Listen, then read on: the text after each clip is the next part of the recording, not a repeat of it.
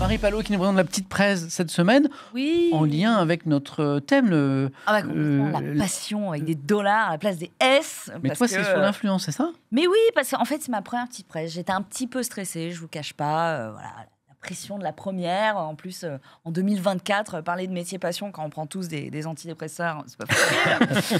Mais je me suis lancée. Être influenceur, le rêve de toutes et tous. Vous l'avez là, hein. Vous l'avez, oui, on en rêve tous. Oui, alors vous avez peut-être tous entendu parler de ces sondages ces 10-15 dernières années où on lisait youtubeurs lorsqu'on demandait aux enfants ce qu'ils voulaient faire plus tard. Mais oui, ces sondages existent. Alors, vu que YouTube est mort, on pourrait se dire que maintenant, dans les nouveaux sondages... YouTube est mort. Attendez, YouTube est mort.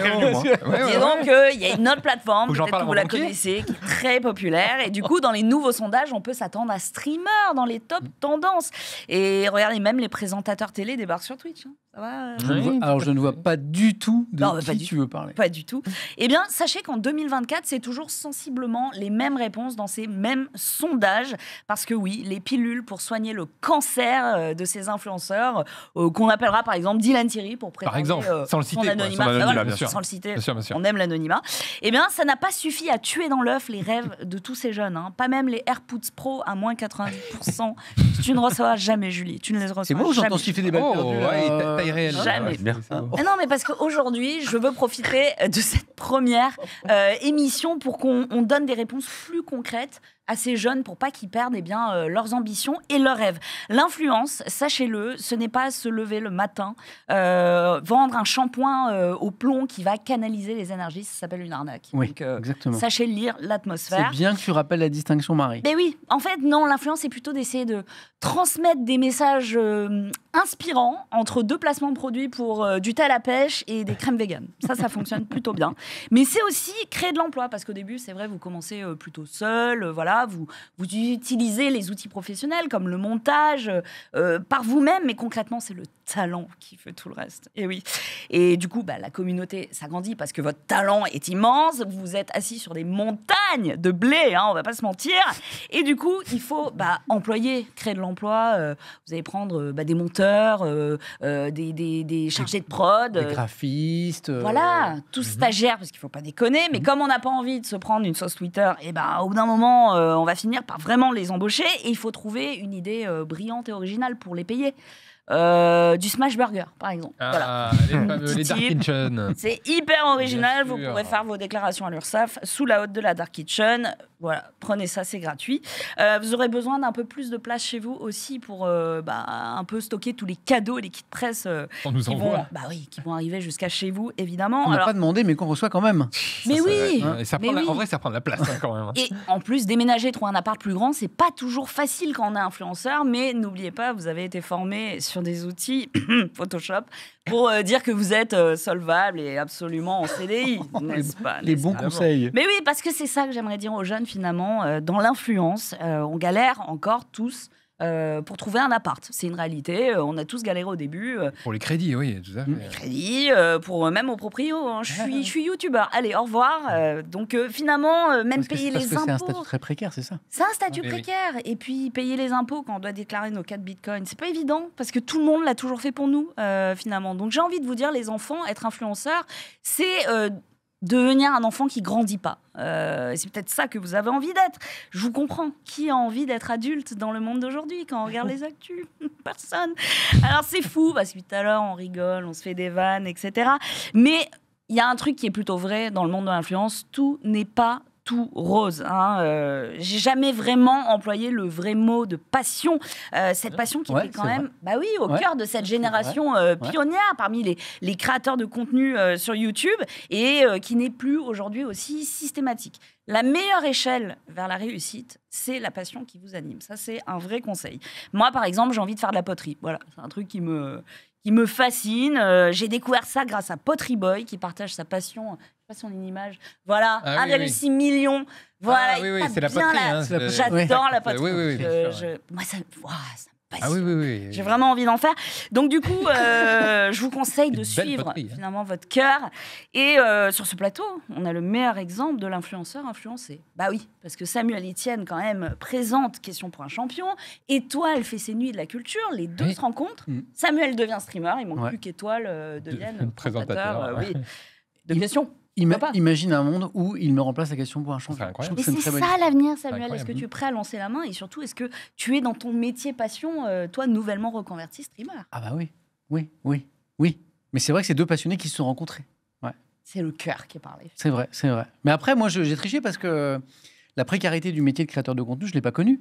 Non. Puisqu'en fait, j'étais salarié quand j'ai découvert... Oui, mais tu as découvert la précarité de journaliste quand tu étais plus jeune. Ah oui, ça par contre, oui. C'est la même chose. C'est la même chose. C'est passé par une phase de précarité. Oui, c'est vrai. Aujourd'hui, tu ne l'as pas, certes. Mais qui sait, peut-être qu'un jour, je deviendrai créateur de contenu à temps plein et que je connaîtrai les joies de la précarité que Marie vient de...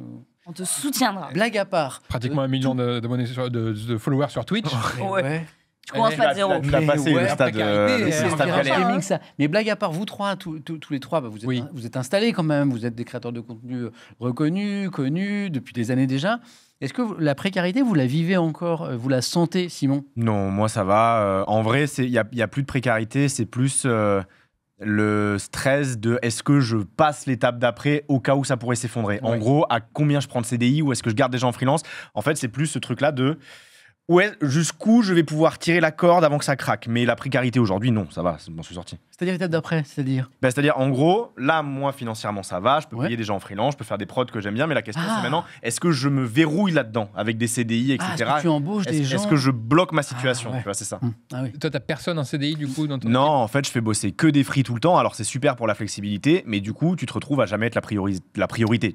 Allez, une sauce Twitter pour Simon. Non, mais tu vois ce que je veux dire, c'est... Surtout, t'es moins donné la stabilité. Moi, j'ai des gens en CDI. Moi, j'ai du CDI, moi. Ouais. Toi, t'as du CDI? Ah ouais, moi j'ai. Aïe, le sacro-saint. Avec moi directement, typiquement ma chargée de production, qui est à la fois ma cadreuse aussi. Du coup, elle est en CDI, tout à fait. Donc le créateur de contenu, il crée des emplois et parfois il crée des emplois aussi stables, quoi. Oui, tout à fait. Mais après, moi, ce qui fait peur là-dessus, c'est de me dire, par contre, j'ai une responsabilité maintenant. Tu vois ce que je veux dire, c'est que jusqu'à présent, si ça plantait un jour, je suis tout seul dans le bateau, quoi. Donc c'est pas grave, tu vois. Mais là, par contre, quand tu as quelqu'un d'autre à côté, ça fait flipper. Parce que si tu le payes pas à la fin du mois, la personne, tu vois, elle attend de toi que tu la payes, quoi. Donc là, il faut pas se planter. Et ça fait peur, effectivement. C'est ce que je disais. C'est passé un cap. Et toi, pour toi, là, ce que je demandais à Simon, tu sais, la précarité pour toi. Non, c'est un cap que tu as passé aujourd'hui. Oui, c'est un cap que j'ai passé. Et puis. T'as pas vu la Lambo garée devant? C'est pas ça. C'est à toi? C'est pas ça. La jaune, là? Oui, exactement. Non, la jaune, oui, c'est les deux. Les deux, c'est plus jaune. Les deux. Non, en fait, c'est pas ça. Surtout, c'est que la précarité, c'est une peur. C'est pas que ça m'est passé, c'est que j'ai appris à vivre avec. J'ai appris à vivre avec, à me dire, si demain ça s'arrête, qu'est-ce qui se passe? Voilà. Et après, il y a. Disons que tu peux prendre plus ou moins de risques selon les choix que tu fais. Typiquement, je peux te donner un scoop ici. La personne qui est en CDI avec moi, c'est ma femme. Ce qui fait qu'on a en gros, on a une source de revenus pour deux.